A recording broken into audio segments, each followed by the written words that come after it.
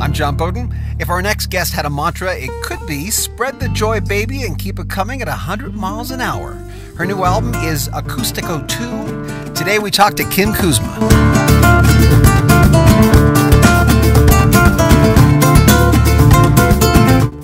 You know what? I'm going to start with saying something that is my first impression of you. You were either the best faker in the world or you're the happiest person that ever lived on this planet.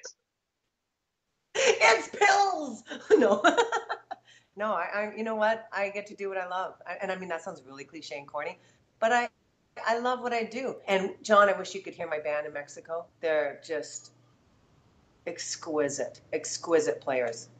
I mean, it's hard to stay in the same place when you listen to it. When you guys started this project all together, what did you want to accomplish? I was tired of playing the backing tracks. I'd heard with the drummer on the CD, I'd heard Eduardo Leon on guitar, and I went, this guy is incredible. I'd never worked with anyone as good as him on the guitar, flamenco style. And so it was so funny because when I started talking to him, I didn't think he spoke English. I'm like, hello, would you like to play together?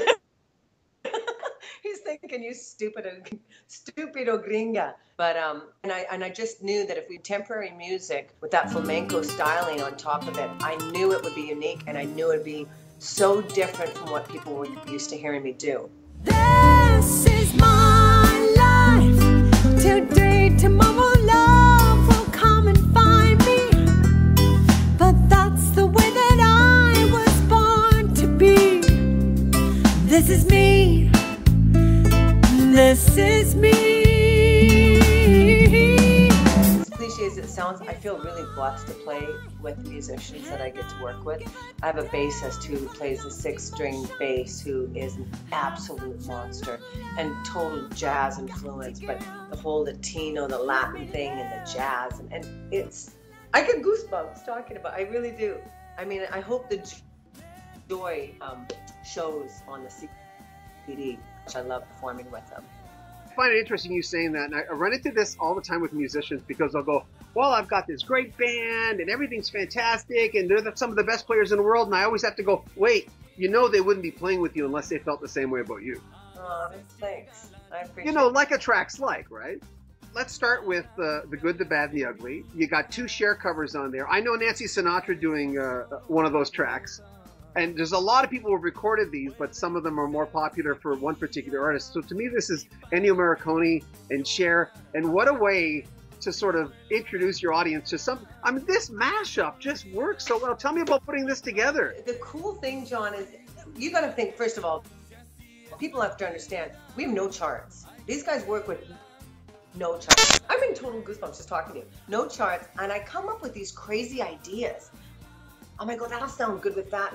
And I mean, that song, we spent 6 hours rehearsing that song. That was, you know, so I come up with these ideas and I think of the words and I think, you know, how Shot You Down, and then Dark Lady, you know, she shoots them down, but that'll be a great mashup. So that's how we come up. And I thought the cowboy, oh, you know, so that's, I come up with these zany ideas, and not once have they ever said, that's crazy, Kuzma, forget it. They're always like, okay, let's try it.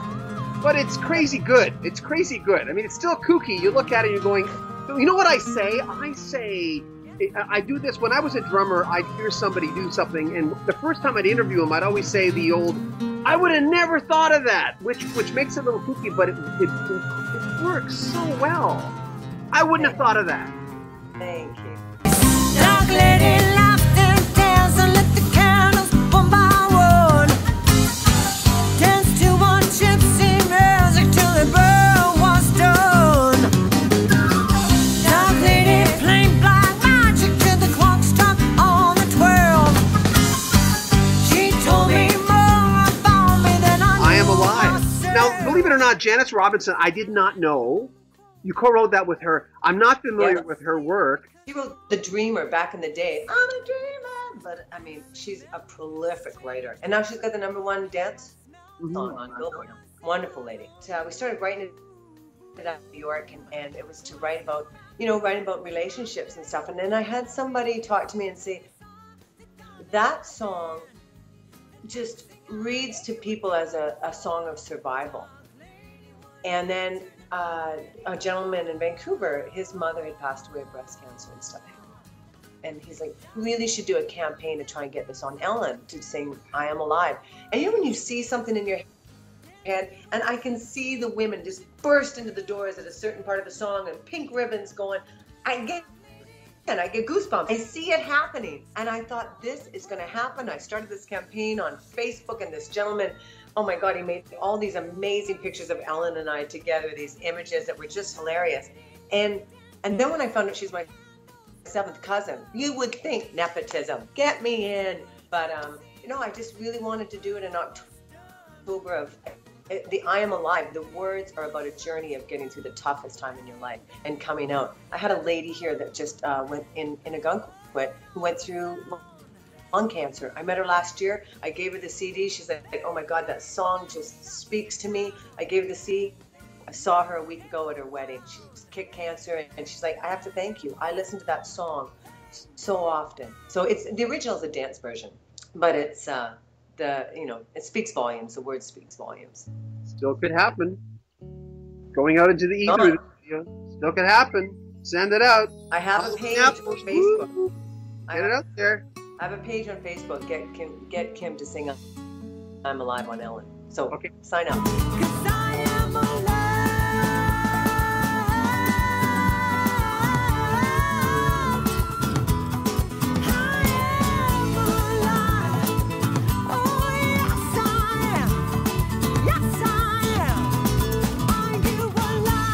With Sweet Dreams, it's one of those songs that it took me originally, and I was getting into radio around that time in the early 80s. It took me a lot to warm up to that song because there's something very synthetic feel about the original version. But you know how it is? It's like we did a survey once. I Love Rock and Roll was the ultimate version of that, where a lot of men had problems with Joan Jett in the beginning for whatever reason, maybe because she was, more of she had a different stereotype. But in hindsight, if you look back at a song you didn't like, it becomes part of your patchwork. It becomes part of your history. And a song that maybe you didn't like at all, you hear on the radio, you're going, I love rock and roll, Sweet Dreams. But Sweet Dreams, when I first thought, oh, she did that song. Now, she's going to have to whip up something special because I still have reservations. And I have to admit, I like your version better. Annie hears that. No, I don't. Annie Lennox is I love Annie Lennox. Like in Sweet Dreams, I knew it was too short in the beginning, and the key thing I love about playing live is to let the people wonder, what song is this? And where are they going to go with this? So we're literally in the studio, and I said to Roberto and Eduardo, I said, can you guys just come up with something different to lead into Sweet Dreams so that it takes people wondering what the song is? Because I love the element of surprise when it kicks in, and they're like, okay, and literally 10 minutes. Oh, that's cool. I mean, that musical interlude in the middle where it's brilliant.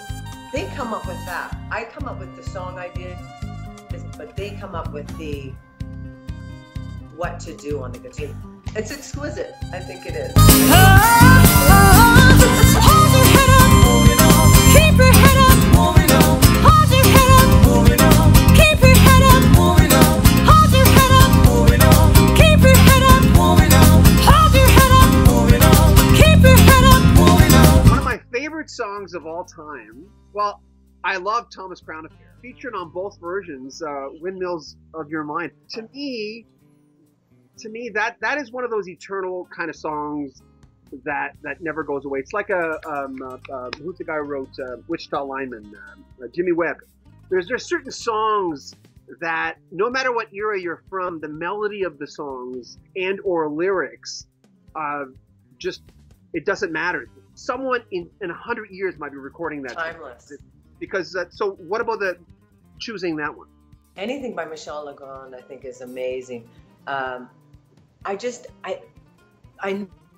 knew it would showcase the bass, and I just love the song. I think when Slip Again, it was just, it's beautiful. I mean, it just pulls you in, the melody, and it just pulls you in. And I love singing that song. And I knew it would showcase, I like to choose songs that will showcase the musicians as well. And literally, I'll sit on the side of the stage and just let the band. I love showing them off. They just deserve it. But that's why I chose that song. I knew it would really showcase Roberto on bass. And I love the song, and I love the words. Like a tunnel that you follow to a tunnel of its own, down a hollow to a cavern where the sun has never shone. Like a door that keeps revolving in a half-forgotten dream, or the ripples from a pebble someone tosses in a stream. Like a clock whose hands are sweeping past the minutes on its face, and the world is like an apple when silently in space. Like the circles that you find in the windmills of your mind.